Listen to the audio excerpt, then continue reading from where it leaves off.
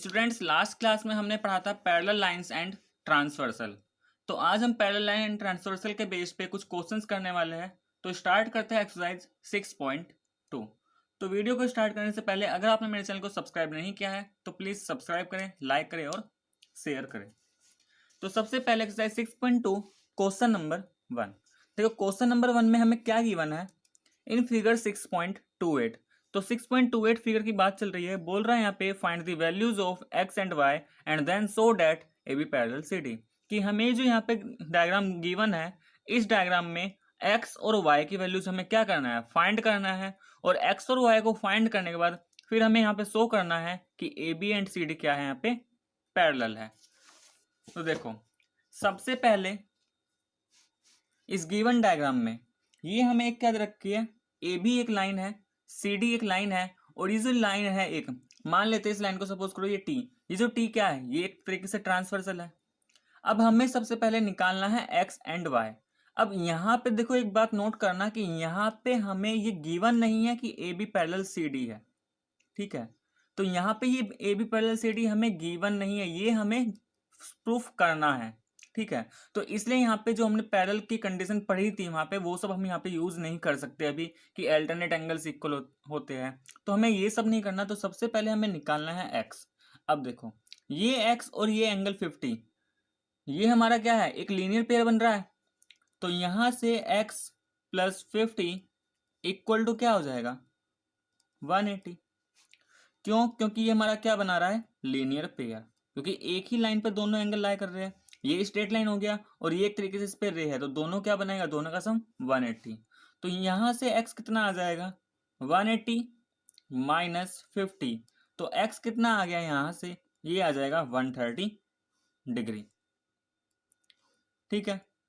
अब देखो अब बच्चे क्या करते हैं यहाँ पे कि कई बार वो यहाँ पे x निकालने के बाद x और y को लिख देते हैं अल्टरनेट एंगल्स, ठीक है। तो देखो एक्स वाई अल्टरनेट एंगल्स है, लेकिन क्योंकि यहाँ पे गिवन नहीं है कि ए बी और सी डी पैरेलल है, तो हम ये नहीं बोल सकते एक्स और वाई बराबर होंगे।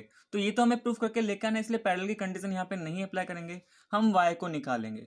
अब ये वाला वाई एंगल और ये जो 130 है, ये तो कैसे एंगल है, दोनों वर्टिकली अपोजिट एंगल। इसका मतलब वर्टिकली अपोजिट एंगल्स तो क्या होते थे, इक्वल होते थे। तो वाई किसके बराबर आ जाएगा, 130 डिग्री। तो रीजन क्या लिख देंगे इसका, वर्टिकली अपोजिट एंगल्स, ठीक है। अब देखो नाउ एक्स और वाई दोनों ही क्या है हमारे 130 degree. X equal to y, x और वाई दोनों बराबर है, लेकिन ये कैसे एंगल है, alternate interior angle, but these are alternate interior angles. और हमने पढ़ा था अभी थ्योरम कि जब भी हमारे अल्टरनेट इंटीरियर एंगल्स बराबर होंगे तो लाइंस क्या होंगी, पैरेलल होगी। Hence A B parallel C D. तो यहां से फिर हमारा जाएगा कि जो लाइंस गिवन है यहाँ पे ए बी और सी डी वो क्या होंगी, पैरेलल। तो ये था हमारा क्वेश्चन नंबर 1। क्वेश्चन नंबर 2 देखो, क्वेश्चन नंबर 2 में क्या गिवन है हमें, इन फिगर 6.29 फिगर हमें गिवन है यहाँ पे 6.29। यहाँ पे गिवन क्या है, A B parallel C D, मतलब कि जो लाइन ए बी है वो सी डी के पैरेलल है and C D parallel E B. ये जो लाइन सी डी है वो हमारा ई एफ के पैरेलल है। Y ratio z equal to 3:7 और वाई और जेड एंगल जो है इनका रेशियो कितना गिवन है, 3:7। और हमें क्या फाइंड करना है, हमें एक्स फाइंड करना है। तो देखो यहाँ पे हमें क्या गिवन है, ये हमने डायग्राम गिवन था, ये हमने यहाँ पे बना लिया है। हमें यहाँ पे फाइंड करना है एक्स। अब देखो अगर मुझे एक्स फाइंड करना है, सबसे पहली बात तो जो गिवन है उसकी बात कर लेते हैं। हमें वाई और जेड का रेशियो गिवन है 3:7, हमें ए बी गिवन है सी डी के पैरेलल और सी डी ई एफ के पैरेलल। तो अभी हमने पढ़ा था कि जब दो लाइंस किसी तीसरी लाइन के पैरेलल हो, जैसे यहाँ पे ए बी सी डी के parallel, E F C D के पैरेलल, तो जो दो लाइंस है ए बी और ई एफ ये भी आपस में क्या होगी, पैरेलल। तो हम ये बोल सकते हैं कि ये जो लाइन है तीनों ये एक दूसरे के पैरेलल है, कि A B parallel C D parallel E F, ये तीनों ही लाइन एक दूसरे के क्या होंगी, पैरेलल होगी। इसका मतलब ये जो एक्स है और ये जेड है, इन दोनों में क्या रिलेशन हो सकता है, एक्स और जेड कैसे एंगल हो रहे हैं हमारे, अल्टरनेट इंटीरियर। देखो ए बी और ई एफ पैरेलल, तो एक्स और जेड कैसे, अल्टरनेट इंटीरियर एंगल्स, ठीक है। ऐसे ही वाई और एक्स में भी रिलेशन बन रहा है कि जो एक्स और वाई है वो क्या है, हमारे दोनों का सम क्या होगा 180 डिग्री। तो अगर मुझे एक्स फाइंड करना है तो मुझे वाई अगर पता चल जाए या जेड अगर पता चल जाए, इन दोनों में से कोई सा भी एक एंगल पता चल जाता है तो हमारा वहां से एक्स आ सकता है। तो देखो सबसे पहले हम यहाँ क्या करते हैं, हमें गिवन है रेशियो, तो हम लेट कर लेते हैं let y equal 3a then z equal to, तो अगर y 3a तो z कितना हो जाएगा 7a। ठीक है, अब क्या लिखेंगे कि अगर हमारा ए बी पैरेलल है किसके, सी डी के। ठीक है, if A B parallel C D then x plus y equal to 180 degree.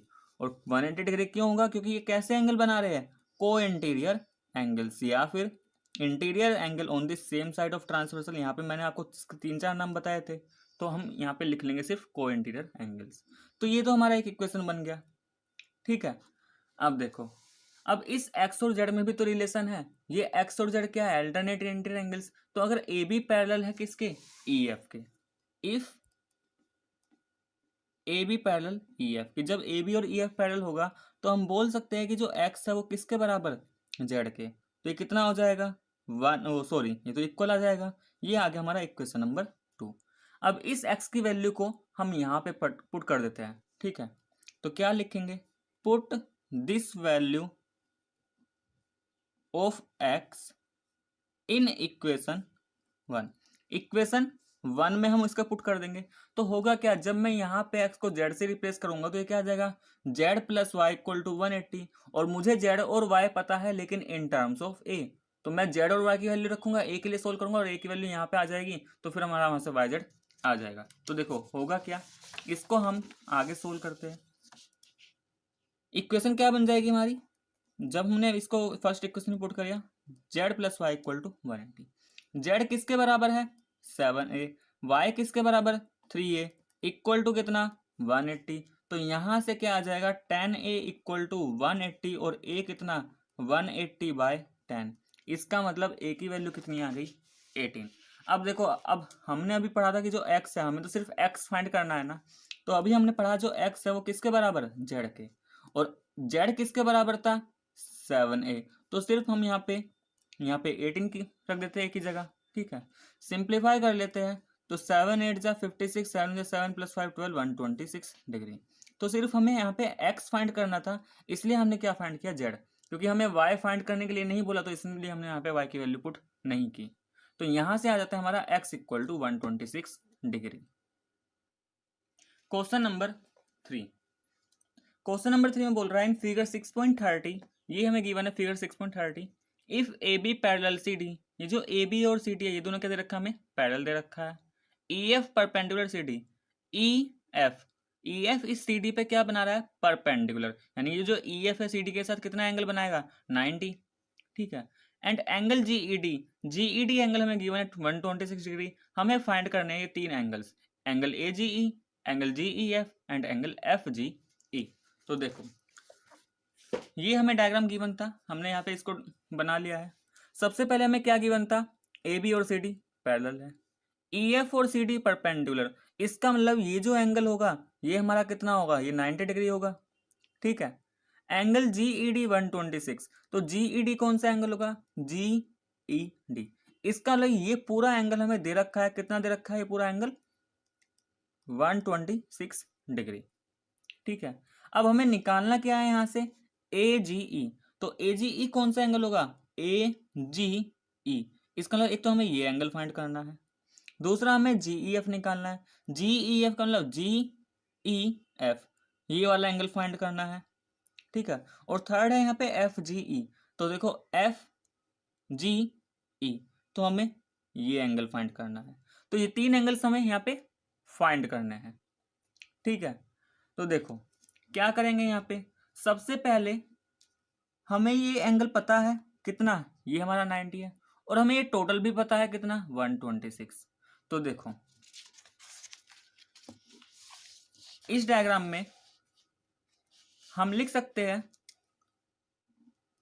Angle G E D, ये जो एंगल जी ई डी है ये दो एंगल से मिलकर बन रहा है, एक तो जी ई एफ, दूसरा एफ ई डी। तो इसको मैं लिख सकता हूँ angle G E F plus angle F E D. G E D हमें गिवन है कितना 126 डिग्री, जी ई एफ हमको निकालना है तो ये आ गया G E F plus F E D. अब देखो एफ ई डी ये तो हमें क्या गिवन था, ये 90 बना रहा है इसके साथ, तो ये तो हमें पता है ये भी 90 था।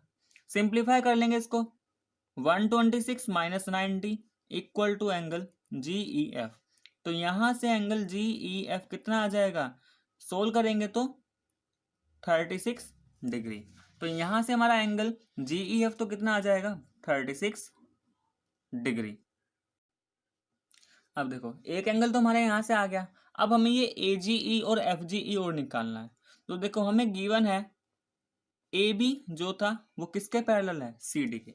तो अगर ये ए बी और सी डी पैरेलल, तो ए जी ई और ये जो जी ई डी है, तो ये तो हमारे कैसे एंगल बन रहे हैं, अल्टरनेट इंटीरियर एंगल्स। तो हम लिख सकते हैं यहाँ से A B parallel C D, therefore angle A G E equal angle G E D. और रीजन क्या हो जाएगा यहाँ पे, ये इक्वल किस लिए, क्योंकि ये कैसे एंगल है, अल्टरनेट इंटीरियर एंगल्स है और A B parallel C D है। तो यहाँ पे हम लिख देंगे अल्टरनेट इंटीरियर एंगल्स। कितना गिवन था हमें जीईडी, ये हमें गिवन था 126 डिग्री। तो यहाँ से ए जी ई कितना आ गया 126 डिग्री। तो दूसरा एंगल भी हमारा आ गया है। अब बस हमारा यहाँ पे एक और एंगल बचता है एफ जी ई।